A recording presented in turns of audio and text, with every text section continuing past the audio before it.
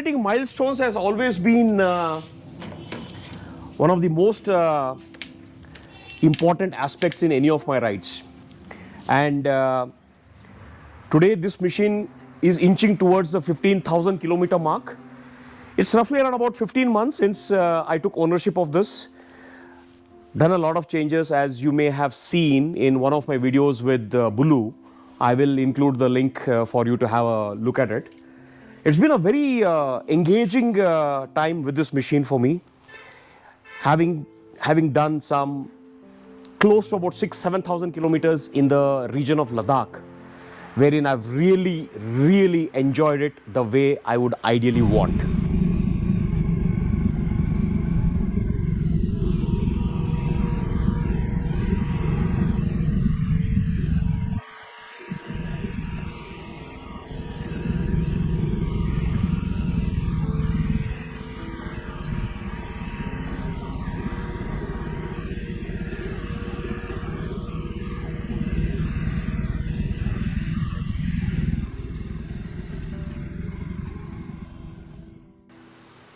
You know, I kind of changed the machine ground up and did so far about 11,000 kilometers with the kind of setup that you are seeing now. And that has in fact given me an opportunity to have built this machine the way I would ideally want you all to have it. But of course, you know, the manufacturers have their own line of commitment to the design, the protocols and the guidelines as set. But there are some areas where I believe we can slightly deviate and make sure that we build, as the founder, one of the founders, Anupam Tareja, says that, you know, we have given you a canvas, so you go ahead and paint whatever you think you like. And that's exactly what I've done. Started off with the paint theme, the seats redone, the handlebar raisers, the QuadLock mounts for the phones. Got these KTM mirrors. The last time when I did this chat with Bulu, a lot of you all asked me, you know, like, where did you get these mirrors from? These look like the KTM power part. Well, indeed they are. I incidentally happened to stop by a Bajaj dealership and this was there. And I guess I would have picked up about 8 to 10 sets. A lot of friends who asked. I've retained 2 sets for me just in case, you know, this is glass. A fall can actually break it, but then that's okay. So yes, the performance has been phenomenal. A lot of you all may ask me, you know, like, how's the ride quality? Well, honestly, for me, I have lightened the bike to a very large extent. The wheels are definitely lighter from what the original wheels are. And of course, you know, the biggest advantage is these are tubeless tires. And during my most recent trip to the Ladakh region, I carried home almost a 3.5 inches nail that was on the rear tire. Well, rear I'm using the Conti Escape, and front I'm using the Metzler's Karoo Street. Now please don't ask me why am I using 2 different kind of tires here, but well, that's what I got. But it's worked for me. I don't see any reason why it should not, because these are all-terrain tires, and this in fact did help me to kind of really throw the machine around on the sandy terrains up north. From a performance perspective, when it comes to the service aspects of this bike, I've really not I don't remember spending a big amount at the service stations. The normal changes has always been limited to the oil changes, the filter changes. What I've realized with these guys is the oil drain bolt, which normally is a component that doesn't get changed. Here with these folks, with every oil change, they make sure that there is a new drain bolt that is fitted with the washer.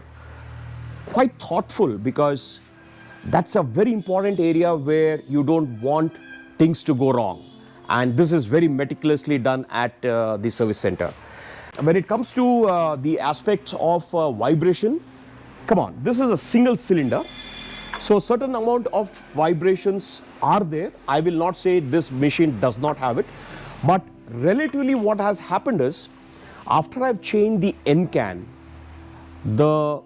the amount of torque that's available is phenomenal. What I've really realized is 6,000 RPM is my sweet spot. It's a little too high, but 6th gear, 6,000 RPM, and I'm absolutely easily cruising at about 105, 107, and there's still a lot of power left for me to throttle out. I've had one issue when I was up north.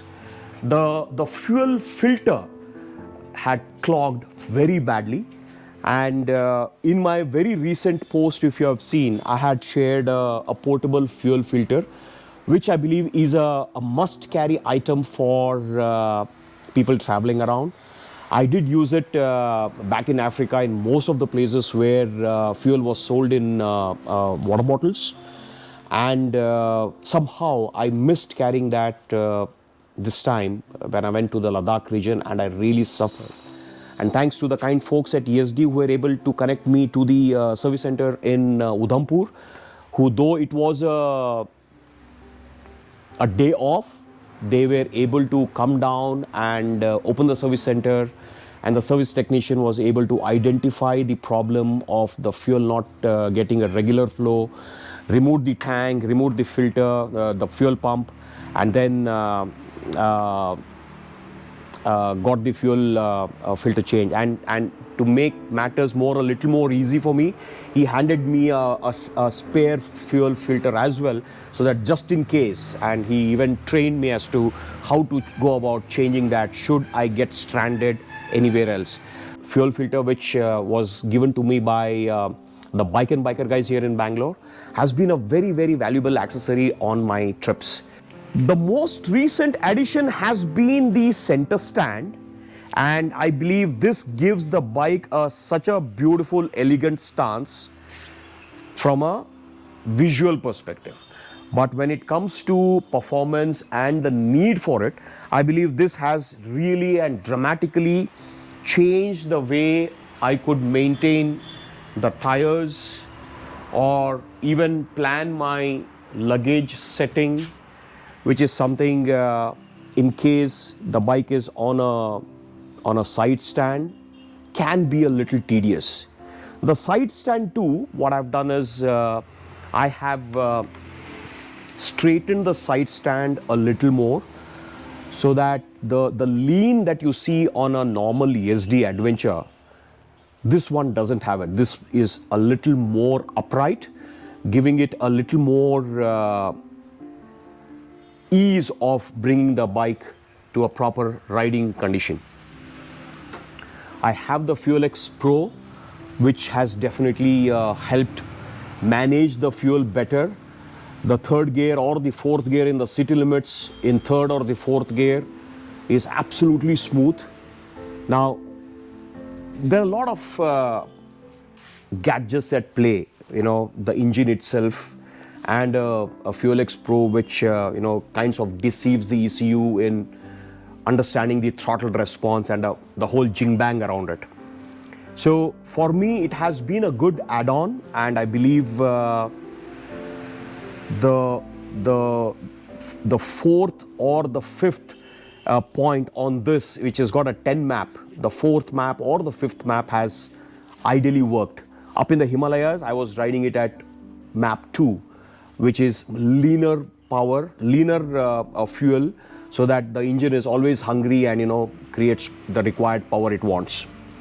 I also have the Cobra chain, automatic chain lubing component, which has, this is a chain that is done about 13,000 plus, and the recent 2,700, almost 15,000 kilometers, and I would have just about 25% of the chain is elongated, which means 75% of the chain adjustment is still available. Now, there are a lot of people who asked me about the wheels, which has been a very critical and very crucial change in this whole setup.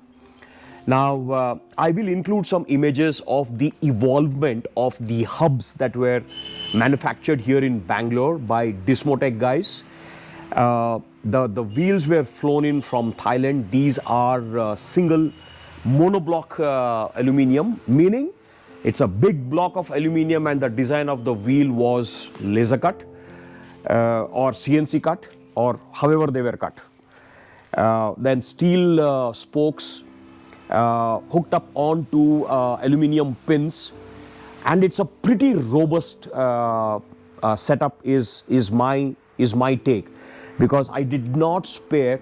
I mean, there's no fun in having fear when you are riding on terrains which you believe that your bike could break. Now, you should ride at least prepare the bike in such a way that you are confident that your bike's not going to break, and that's exactly what I've done. So I'm not scared of punctures because it's a tubeless. I'm not scared of anything breaking because these are the top of the line grade aluminium and steel components that have been used. Of course, the only drawback with Dismotech that I've seen personally has been the turnaround time. Mine being the first of its lot came at about 9 months from the date the order was placed. Now that's been a big disappointment for me, because it's really important that a vendor adheres to timelines.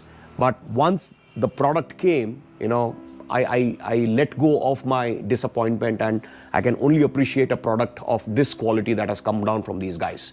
Now, I used to have a end can which was actually nameless. This was imported as a single unit from China. I was happy with it, but the satisfaction levels, the need to improve is always there, and hence I've upped it to the Norifumi, which is trust me, my bike now flies, and I'm really happy about it. Period. I don't want to go more deeper into it. It's happiness, Well, the paint theme has been discussed. The handlebar's been discussed. The phone mount has been one of the biggest talked about items on my bike. The additional Shield Plus from GV, and this customized crash bars from Hyperrider. I mean, there's so many things that have gone into this bike to make it as customizable as possible. And I think, again, I'll go back to Anupam Tareja's words of, the Yezdi guys gave me a canvas and I painted my whole bike the way I want it. So this is a 15,000 kilometer review for this machine. And I must say, I emphasize that this is not a paid review. I must say that this whole thing comes out from my heart. I know there have been setbacks in some of the products the company has launched, but these guys have really put their heart and soul into rejuvenating and bringing out refinement after refinement into the products that are now sold. This is the second version of the Yezdi Adventure, the OBD2, and I think the new version has got even more refined noise, vibration and harshness levels, which goes on to prove that they are just not it's not like a puppy mill. I mean, let me use this word here. It's not like a puppy mill. Just because the machines are selling, they don't keep on manufacturing that and selling it out. There's refinement happening so that there's always something new to look out for in the newer models to come. So for now, this is Deepak signing off.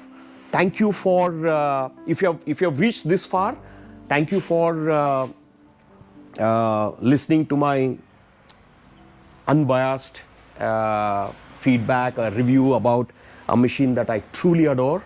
My wife and me, we usually collect rainwater, and I'm using rainwater to get the bike cleaned, which is something that I do very often in my place.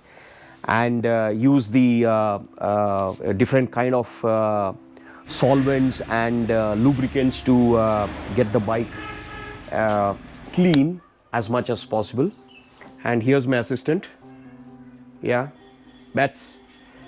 All right, cheers guys.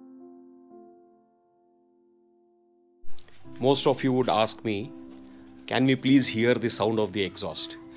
Well guys, honestly, there's so much of distortion between the exhaust sound, the external environment and the mic, which may never capture the actual rhythm of the exhaust.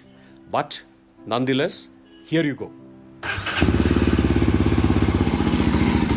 Well, I have this, so I'm hoping that you guys will get to hear the nearest possible exhaust rhythm.